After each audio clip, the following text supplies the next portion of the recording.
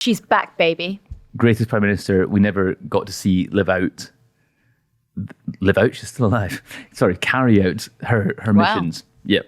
You killed her like she killed the dream Killed the dream. of home ownership. Killed the dream of the IEA. She's back promoting her book, 10 Years to Save the West, and has been talking to everybody. She's on Ian Dale. She's not talking to us, though, is she? No. Have we asked? Have we asked? Yeah. We're about to bid for an interview with Liz Truss. Liz, we would love to have you in. But Liz, look.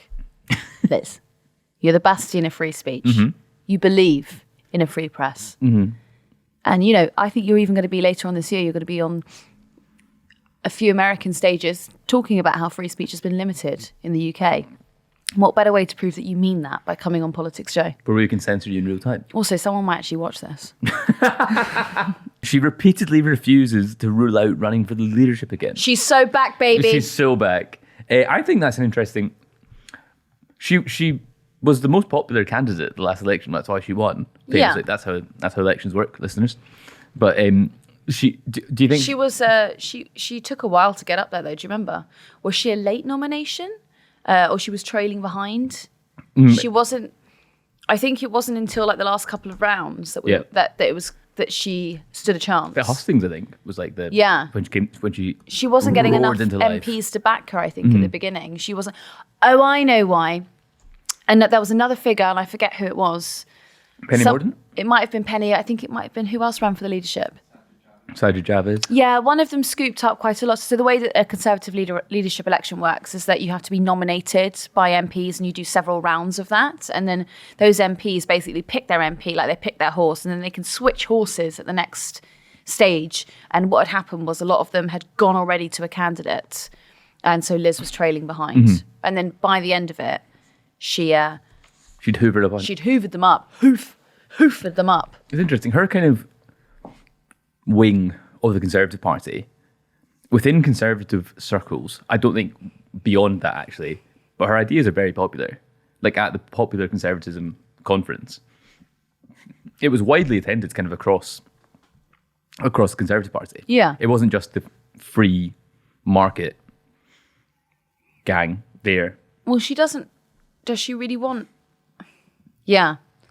I think also though, you've got like the moment is that a lot of the Conservatives are very upset at the lack of conservatism that is being that is occurring. Yes. You've got a Prime Minister who's hell-bent on a nanny state and a very large state. We've got a huge state. Huge tax burden. And it's almost the way that people would approach a protest vote. They're sort of going, okay, well, here's someone who's offering the total opposite to that. Mm-hmm. It doesn't mean that they necessarily want that. Do you know, like when you're in a by-election and you're voting and then Labour win a Conservative seat, it's a protest vote. Mm-hmm. You can't be sure that seat will stay Labour at the general election. Mm-hmm. It might just be a moment for constituents to kick them and say, stop this. Mm-hmm. This is our protest vote. It'd be very curious. Sorry, that's what they're doing with Liz Truss. Yes. So they're going over and being like, oh, Liz Truss has got some smart ideas here to try and kick Sunak into gear. But it's also quite funny being like, well, she's done them. We've seen her ideas in action and the economy has never recovered. But I'm willing to give it another chance. Mm. So Sunak will bring back hanging. Yeah. If Sunak brought back hanging, do you think he'd win the election? Yes. Yeah, me too. No, I actually don't think that. Oh yeah, me neither. I think it'd be more. I think people would be like, he'd be more popular. Mm.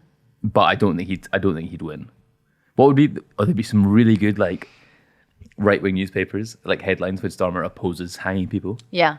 And be like, oh, friend of the murderer, Starmer. Yeah. They kind of do that already, actually. Yeah. What's new? Did you write that Express headline? So I'm just reading off the Express website. Yeah. Terrorist hugger. Yeah. Oh, sorry, I'm reading out loud again. Yeah. Do you remember the Jimmy Savile stuff? Yeah, it was insane. Just accusing him of what? Being his friend. Of letting Jimmy Savile go. Yes. God. People just... But to be fair, Starmer did turn up to the prison and open the prison door and said, Jimmy, please, He was never in prison. You might be more comfortable here in this children's hospital.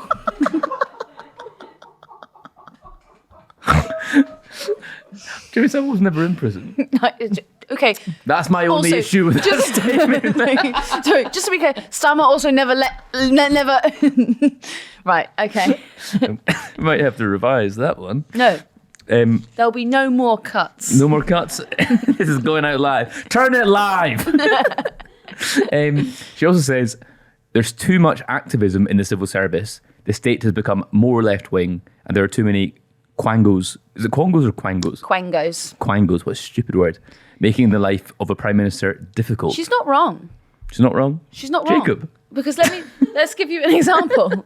The Home Office. Woke. The civil servants Woke. who are being told to get the papers ready to deport people to Rwanda, and they're saying we would like to see the legal advice on it, right? We'd like to see legal advice on this.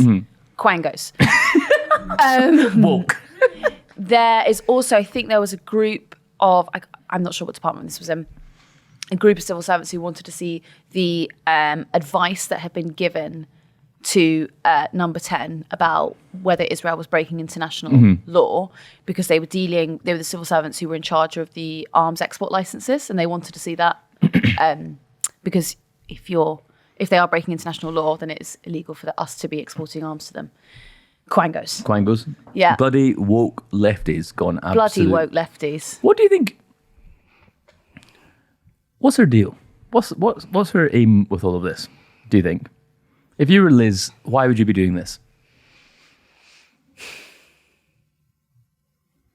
I don't know, but she also she set out in the book that she never had sex with Kwasi Kwarteng, which was a rumor that was allegedly. She said that. Is that what she said? Why did she do that? Is that true? Why? I read that in the Mirror earlier, though. Maybe we have to fact check. Can we get a live fact check on that? Yeah, Laura, please maybe check that. I see. I'm going to look No, it up. I'm pretty sure that's true, because I said this morning when I did the paper review, I said that I don't know why on earth she would release a book that would make her seem less interesting. Let's try this. Kwasi Kwarteng. Laura's fact checking. Okay. It means that you can keep engaging with me. Sorry, I've been so thrown by that. I think it was like page 6 of the Mirror. So, Mrs. Truss, it's a pleasure to sit down with you. I didn't do it! She thinks she's. I did not have sex with that man. That's who she thinks she is. She's trying to make Kwasi Kwarteng Monica Lewinsky. She's like hidden a dress away. She starts wearing a blue dress everywhere. That's. Do you remember when I told you that Beyonce lyric and you thought it was disgusting? Remind me of it. He Monica Lewinsky'd all on my gown.